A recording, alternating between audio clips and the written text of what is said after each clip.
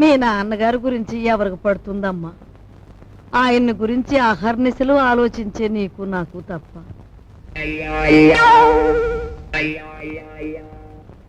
అమ్మాయి సావిత్రి వచ్చిందిగా, ఏం వండుతున్నా? పప్పులు చేసి. చాలే, ఆడబిడ్డ ఇంటికి వస్తే పులుసుతోనూ చారుతోనూ అన్నం పెడతావా? నా తల్లికి నేతిగారులంటే ఇష్టం, అవి చెయ్యి. ఆగండి ఆగండి, అక్కయ్య వంట చేస్తోంది కదా అని సున్నుండ్లు గారెలు చేయమంటే ఆవిడకి ఎంత ఇబ్బంది ఆలోచించారా? పర్వాలేదు బాబు, ఇదో శ్రమ. నాకు తెలుసు అక్కయ్య, నీకు భూదేవుకున్నంత ఓపుకుందని. అయినా నేను ఎప్పుడైనా నాకు సేమియా పాయసం అంటే మహా ఇష్టం అని చెప్పానా? చెప్పను. పులిహోర అంటే ప్రాణం లేచి వస్తుందని చెప్పానా? చెప్పను. ఆయన అసలే మొహమాట మనిషి వదినా, నోరు విడిచి ఏది చెప్పరు.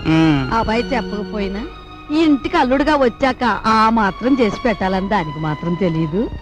అలా చెయ్యమ్మా. అలాగే అత్తయ్య.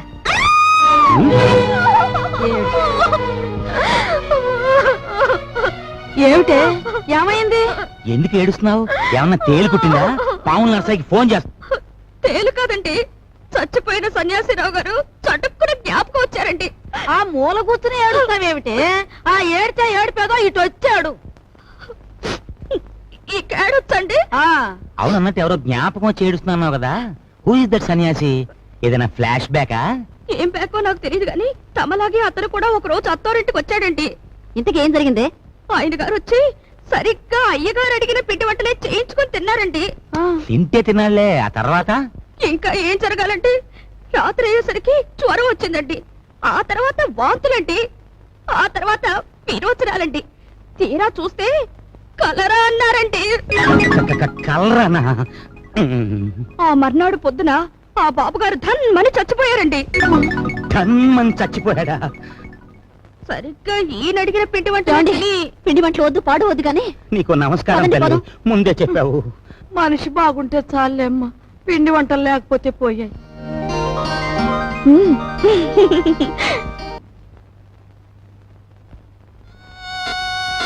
ఏమండి?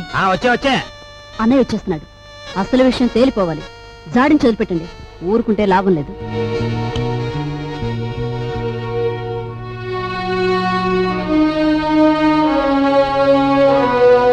బావా, నా బాకీ తీర్చడం కోసం నువ్వు పడుతున్న బాధలు చూస్తుంటే అన్న మాట నిలబెట్టుకునేందుకు అష్ట కష్టాలు పడ్డ హరిశ్చంద్రుడు జ్ఞాపకం వస్తున్నాడు నాకు. ఎంతకు నువ్వు చెప్పేదేమిటి? ఏముంది, నువ్వు హరిశ్చంద్రుడివి, మా నాన్నేమో విశ్వామిత్రుడు. నేను నక్షత్రకుడిని అయిపోయాను అనవసరంగా. ఇదిగో ఇదంతా నాకు అనవసరం. నువ్వు మారువాడి దగ్గరికి వెళ్ళి అర్జెంటుగా అప్పు చేసేయి. పుట్టిన ప్రతి చోట అప్పు చేశాను బాబు. నీ ప్రయత్నాలన్నీ ఫ్లాప్ అయ్యాయి కాబట్టి ఓ సూపర్ హిట్ ఐడియా చెప్తాను. ఏమిటి? దీనికి ఆడియన్స్ అంతా కావాలి. అత్తయ్య, అక్కయ్య, నా బోన్ వైఫ్ సావిత్రి, ఓయ్ మేనలుడు, ఆడియన్స్ మొత్తం వచ్చేయండి. కమాన్. బావ కష్టాలన్నీ గట్టెక్కిపోవడానికి నేను 70mm ఐడియా ఇస్తున్నాను, అందరూ జాగ్రత్తగా వినండి. పెద్దాపురం బసవయ్య గారి అమ్మాయిని మన రాజుకిచ్చి పెళ్లి చేసేస్తే వాళ్ళు భారీ ఎత్తున కట్నం ఇస్తారు. దాంతో ముందు నా కట్నం బాకీ తీర్చేయచ్చు. మన సరస్వతి పెళ్లి చేసేయచ్చు. మిగిలిన బ్యాలెన్స్ డబ్బుతో ఓ కిళ్ళి కొట్టు పెట్టుకోవచ్చు. కాకపోతే ఏంటంటే ఆ అమ్మాయికి ఓ కన్ను గుడ్డి, ఓ కాలు కుంటి. వెధవ సలహాలు ఒక నోరు మూసుకో. మా రక్తం ఓడ్చైనా సరే నీ కట్టిన డబ్బులు సెటిల్ చేస్తాం. అంతవరకు తేరగా తింటూ కూర్చో. అంతేగాని ఇంకెప్పుడు ఇలాంటి పిచ్చి పిచ్చి సలహాలు మాత్రం ఇవ్వకు. జాగ్రత్త. ఏమిటన్నయ్యా, మనిషి అంత మనిషి మీ బావని పట్టుకొని వాడంతంత మాట్లాడుతుంటే నువ్వు చూస్తూ ఊరుకుంటావా? ఒరే, పెద్దంతరం చిన్నంతరం లేకుండా ఇంటి అల్లుండి పట్టుకుని అట్ట ఎత్తి కొదేస్తే ఆడికి కాస్త గడ్డి పెట్టలేవు. లలిత, ఎండలో అలిచిపోయి వచ్చాడు, వెళ్ళి వాడికి అన్నం పెట్టు. అమ్మో అమ్మో, అయ్యో. ఏమండి, మీ ఎలకలతో పనే ఉందండి. వాళ్ళు ఇంత అవమానించిన తర్వాత ఇంకా ఇక్కడ ఎందుకండి? పదండి పోదాం. ఈ అవమానం నా ఒక్కడిది కాదు, ఆంధ్ర సీడెడ్ నైజాం ఏరియాల్లో అత్తవారిళ్లలో సెటిల్ అయిపోయిన అల్లుళ్ళందరిదీను. అసలు నన్ను అవమానించిన రాజుగాడు కాదే, మీ అన్నయ్య. ద్రౌపదీదేవి చీరల్ని దుశ్శాసనుడు లాగాడు, కానీ తప్పు వాడిది కాదు, వాడికి ఆర్డర్ వేసిన దుర్యోధనుడిది. మీ అన్నయ్య ఒక్క మాట కూడా మాడకుండా చూస్తూ ఊరుకుంటాడా? మీ అన్నయ్య నా కట్నం బాకీ తీర్చేసినా సరే నేను ఇక్కడి నుంచి కదలను. నా కక్ష తీరే వరకు ఇక్కడే ఉంటాను. ఇక మీదట విశ్వామిత్రుడు నేనే, నక్షత్రకుడు నేనే. మరి రావణ దగ్గర నీ ఉద్యోగం ఏమిటట?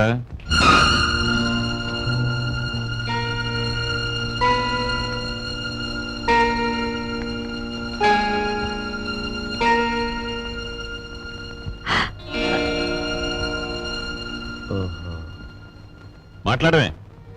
కుమ్మర్రావణ దగ్గర నీ ఉద్యోగం ఏమిటి? మట్టి తొక్కటం, అతను తయారు చేసిన కుండాల్ని ఎండలో ఆరబెట్టడం, కాలిన కుండాల్ని బండి మీద సెంటర్కి చేర్చడం. అది నువ్వు చదివిన చదువేమిటి? నీ మీద మేం పెట్టుకున్న ఆశలేమిటి? నువ్వు చేసిన నిర్వాకం ఏమిటి? అతను నన్నేమీ అప్లికేషన్స్ పెట్టమనలేదు, పోస్టల్ అడ్రస్ జత చేయమనలేదు, వెధవ ప్రశ్నలు వేసి ఇంటర్వ్యూ తీసుకోలేదు, రికమెండేషన్ తెచ్చావా అని అడగలేదు, లంచం ఇస్తావా అని అడగలేదు. నన్నుగా గౌరవించి నాకు ఈ ఉద్యోగం ఇచ్చాడు. కానీ నీ పెద్ద కొడుకు మట్టి తొక్కుతున్నాడంట గాని ఊరంతా మీ నాన్నగారిని అడుగుతుంటే ఆయనకెంత నామోషిగా ఉంటుందో ఒకసారి ఆలోచించావా? అమ్మా, ఎటువంటి వంశంలో పుట్టాడు, ఎటువంటి మహారాజుకు మనవడని పెంచుకున్నాడు. అసలు నేను చెప్పేది ఏంటంటే,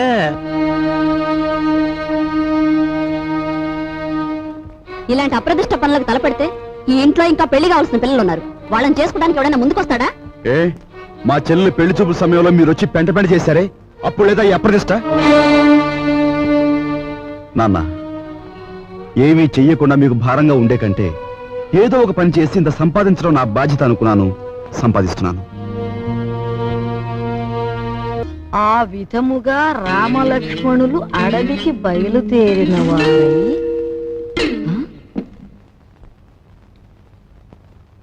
ఏంటబ్బా?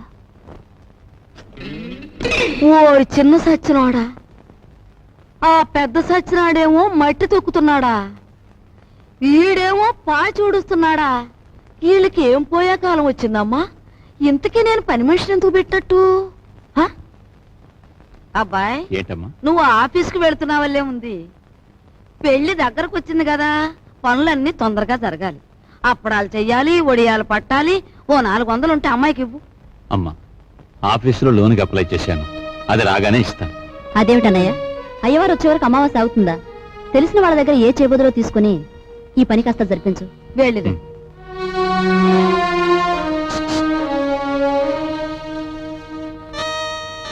ఏమిటండి? నీకు మధ్య ఏమన్నా పోయిందా? మన బాకీ తెచ్చుకున్న వాళ్ళని పెళ్లి పనులు చేసుకోమంటావేంటి? అయ్యో రామ, పెళ్లి చూపుల రోజు మీరేమన్నారు? మా కట్నం బాకీ తెచ్చకుండా ఈ ఇంట్లో ఏ శుభకార్యం జరగటానికి వీల్లేదన్నారా? ఇప్పుడు ఈ పెళ్లి జరిగిందనుకోండి, దానికి ముందు మన బాకీ తీరుస్తారన్నమాటేగా. అమ్మని, నువ్వు అసలు రాజకీయాల్లో దిగాల్సిందానివే, పొరపాటున నన్ను కట్టుకున్నావు. అమ్మా, ఇదిగోనమ్మా నా మొదటి జీతం. జీతమా? అబ్బా, కూలి డబ్బులకి ఎంత గొప్ప పేరు పెట్టావురా సావిత్రి. అది ఇప్పుడు తప్పుడు మాట ఏమందే? మట్టి తొక్కాడని మందలించి 4 రోజులు కాలేదు. ఈలోగా వారు డబ్బు తీసుకొచ్చి ఇదిగోనమ్మా జీతం అంటే తగుదనమ్మా అని పుచ్చుకుంటివి. ఎంత బతుకు బతికి ఆఖరికి ముష్టి డబ్బులతో కూడి తింటావా? అమ్మా, ఆ డబ్బులు ఇలా పారేయండి. కష్టపడి సంపాదించిన డబ్బులకు విలువేమిటో మీలాంటి వారికి తెలియకపోవచ్చు. ఈ ఇంట్లో పనికి నాకు తిండి అక్కర్లేదు, వేరే జీతం అక్కర్లేదు. ఆ ముష్టి కూల్ డబ్బులు ఇలా పడేయండి. ఏది ఇదిగో.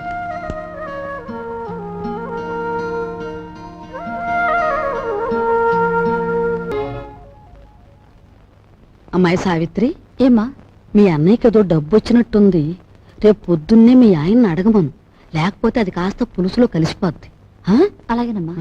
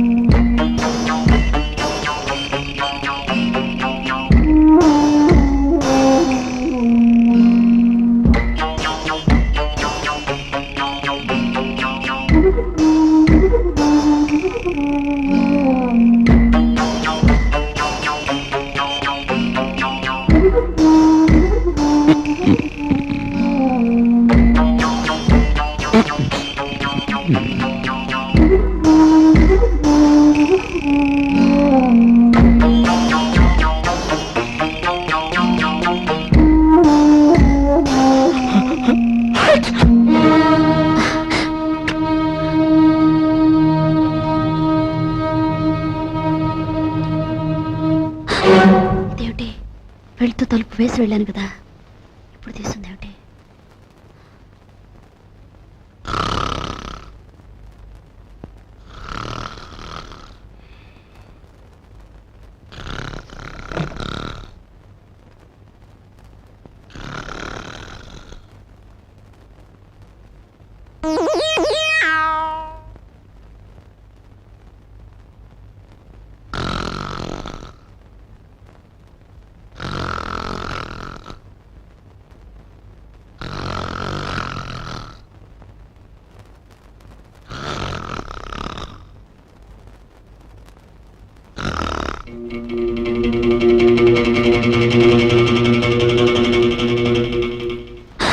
ఏమిటండి, ఏమైంది?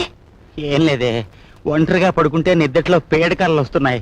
పడుకుందాం పద. అబ్బా, అసలే నా ఒంట్లో బాగోలేదండి. పడుకోండి. నా మాట వినవే ప్లీజ్. ప్లీజ్ అండి, నా మాట విని పడుకోండి. సరే, ఏం చేస్తాం. Good night. Good night.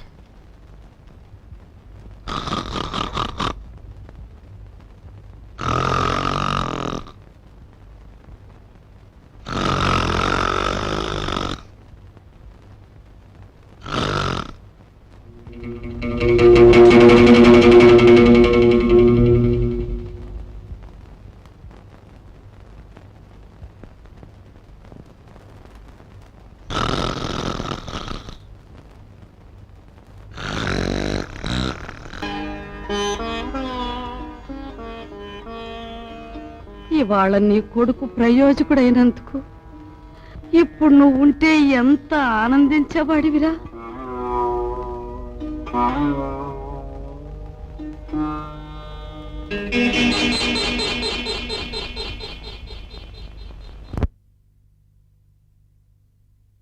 రాజుగాడి గదిలో దూరి డబ్బు కాచేద్దామంటే వాడు పడుకున్నాడో లేదో తెలియచావట్లేదు. పడుకున్నాడని దగ్గరికి వెళ్ళామనుకో, వాడు బాంబుల పేర్లా పేల్తాడు. అసలు ఈ గొడవంతా దేనికి? నువ్వు మీ ముసల్దాన్ దగ్గరికి వెళ్ళి కుక్క పెట్టి ఒక ఏడుపేడు, ఆవిడే కాచేసుకొచ్చి మనకిస్తుంది.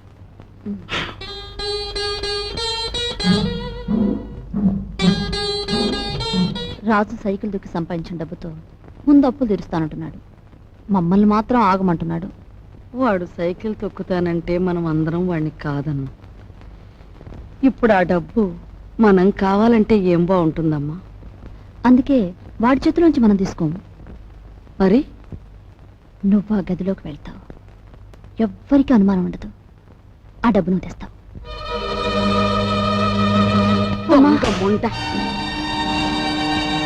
వాడు పగలనక రాత్రనక కష్టపడి రక్తం ఓడ్చి సంపాదించిన డబ్బు దొంగిలించమంటావా? ఆలోచిస్తే నాకు ఇప్పుడు అర్థం అవుతుంది. నా కొడుకు డబ్బు కూడా నువ్వే కాజేశావు. వాళ్ళని నువ్వే చంపేశావు.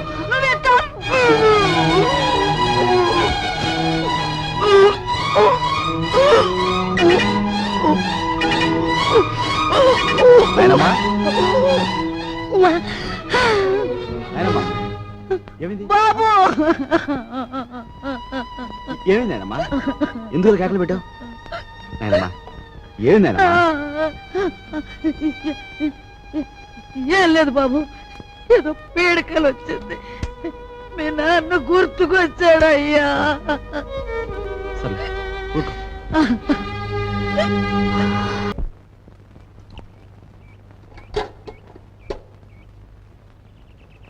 వెధముఖాలని వెధముఖాలు. పొద్దున్న లేచి ఏ వెధమండ ముఖం చూశాను. గుమ్మం తగిలి తలంతా బొప్పి కట్టింది. ఎవరినే వ్యధముండలంటున్నావు? నిన్ను కాదులే. నువ్వెవరినంటున్నావో నాకు తెలిసే. కొందరు మొగుడు చచ్చి వ్యధముండలవుతారు, మరి కొందరు మనసు చచ్చి అవుతారు. భూదేవి లాంటి మీ వదిన్ని పట్టుకుని వ్యధముండ అన్నందుకు అక్షరానికి ఒక శిక్ష విధిస్తాడా దేవుడు. ఏమిటి నువ్వు అనేది? నేను అన్నదేమనే తప్ప? తప్పున్నారా? మొగుడు చచ్చి అత్తారింటి నుంచి పుట్టింటికి వస్తారే కాని నీలాగా మొగుడుతో పాటు పుట్టింట్లో తిష్ట వేసి ఇంటి దొంగల్లాగా కన్నాలు వేసేవాళ్ళు వాళ్ళకంటే నికృష్టులని తెలుసుకోవే. కూతురనే ఇది కూడా లేకుండా వాగుతున్నావు. నీకు పిచ్చెక్కింది. పిచ్చే.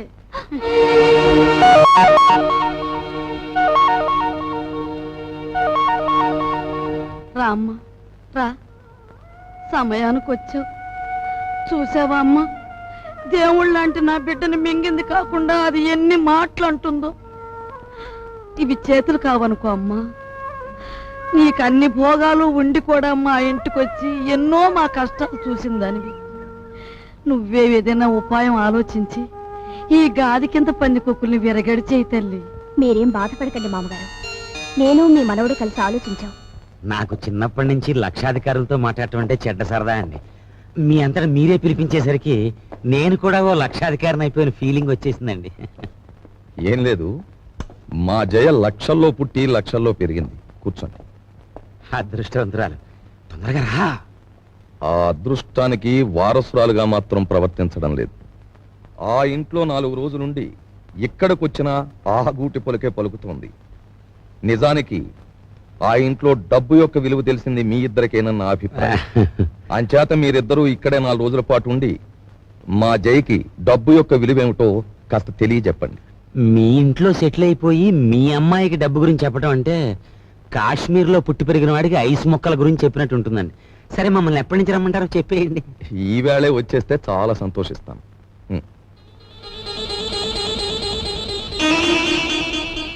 వాలి గీతాలి వాలి అంటూ నా ఒంటి మీద నగలన్నీ ఒలుచుకుపోయావు. ఇంకా ఇమ్మంటే నా ప్రాణాలు తప్ప మరేమి లేవు. అనుకున్న ప్రకారం జీతాలు ఇవ్వకపోతే ప్రాణాలు దక్కవు, పరువు దక్కదు. లక్షల బీరువాలో వచ్చేయాలంటే ఏలు పెట్టాలి మరి. ఇదిగో, లేకపోతే మీరు రాజులాగా సైకిల్ పందెం అన్న దొక్కు. 8,000 వస్తాయి. 8,000. 8,000? మా అమ్మ చింతామణి దండ కూడా వేయి.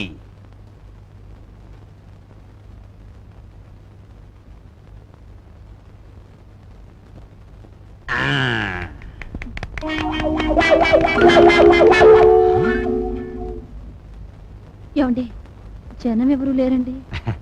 గొప్ప గొప్ప సినిమాలు మెల్లిమెల్లిగా పికప్ అవుతాయి. ముందు జనం రారు, మనకి అంతే. నీకెందుకు, నేను తొక్కుతాగా.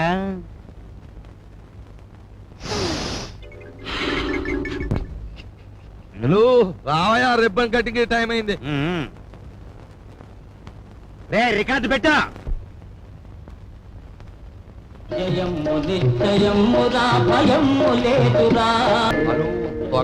తొక్కు. హలో తక్కరా. అమ్మ కుర్ర నా కొడక, నీ కూడా లోకు అయిపోయాను రా. తెల్లారేలోగా నీ నుంచి నీ బాబు నుంచి దొక్కుతాను రా, పేడ వదిలిపోతే. నువ్వు టీ దాగరా.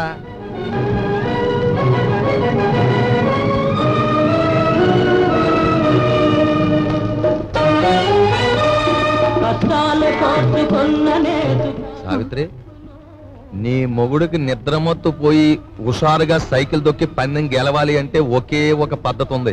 నేను చెప్పినట్టు వింటావా? ఏమిటో చెప్పండి, చేస్తాను. ఏం లేదు, సాచి లెంపకే కొట్టి.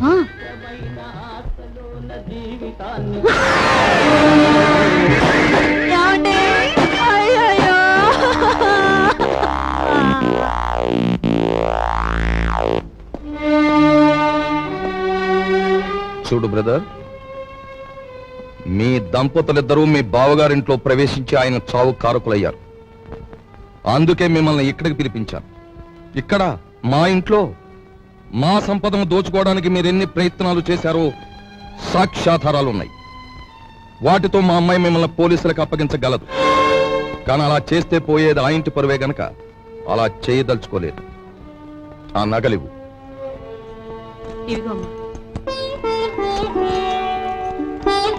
అదిగో మీ ట్రంక్ పెట్టి. ఆ పెట్టెలో ఈ ఇంటికి సంబంధించిన వస్తువులు ఎన్నున్నాయో మాకు బాగా తెలుసు. ఇక నుంచే నాకు గౌరవంగా బ్రతకడం నేర్చుకోండి. అలాగే సార్, మా దారిని మేము వెళ్ళిపోతాం. బ్రతికినంత కాలం మిమ్మల్ని తలుచుకుంటూ బుద్ధిగా బతుకుతాం.